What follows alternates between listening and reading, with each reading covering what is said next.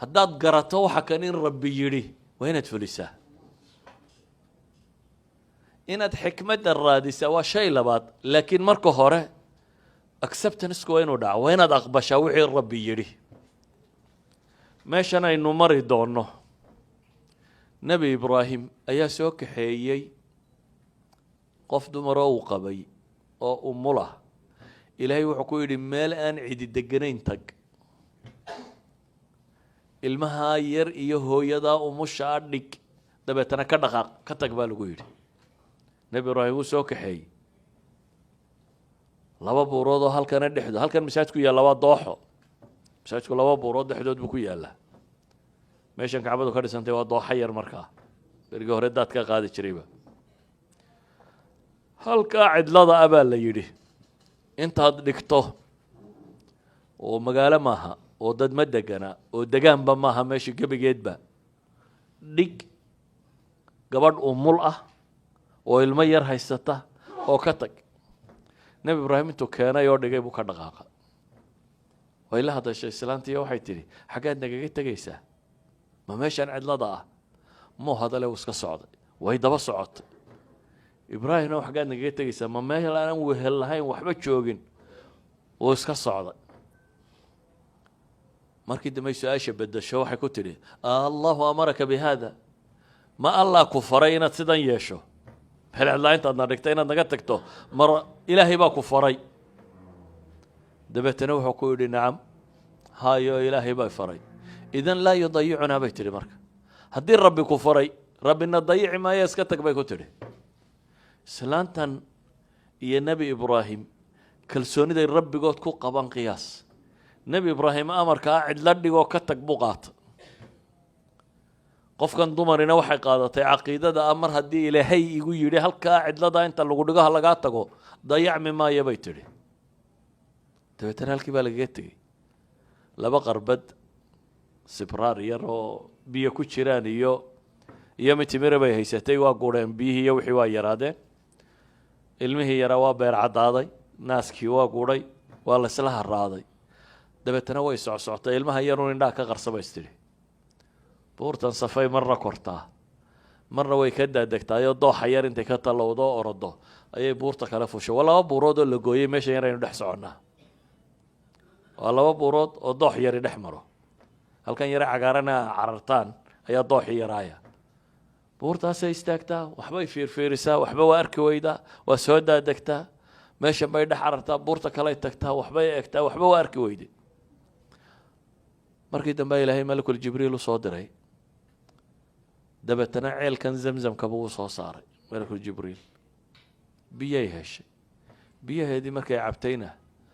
dadkii safarada ahaa waxay arkeen meeshan haadu ka dhacaysa ee biyuhu ka muuqdaan waa lala soo degay sharti qura igula degi kartaan bay tidhi ceelkan anigu inaan iska leeyahay waa ogollay baa la yidhi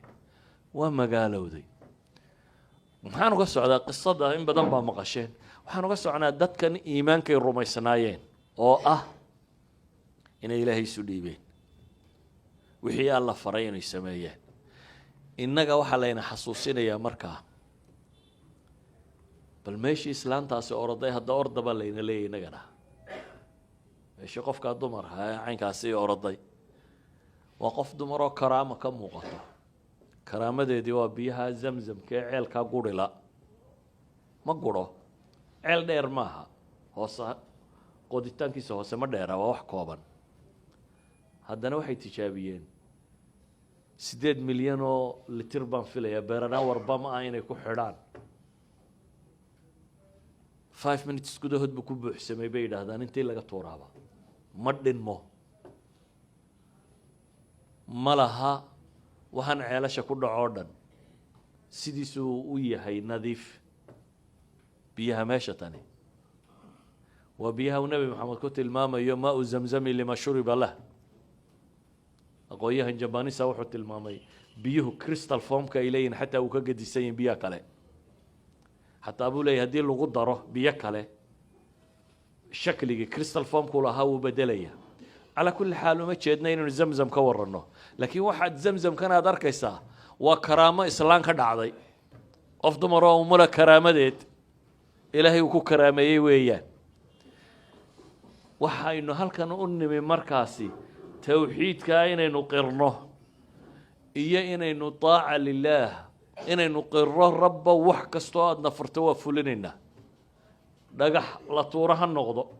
meel la ordo ha ahaato cumar bin khataab baa isa soo taagay baa la yidhi xajarul aswadka dabeetana wuu dhunkaday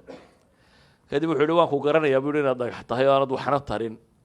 waxna yeelin cid waa dhagax xajarul aswadku waa dhagax waxna ma dhibo waxna ma taro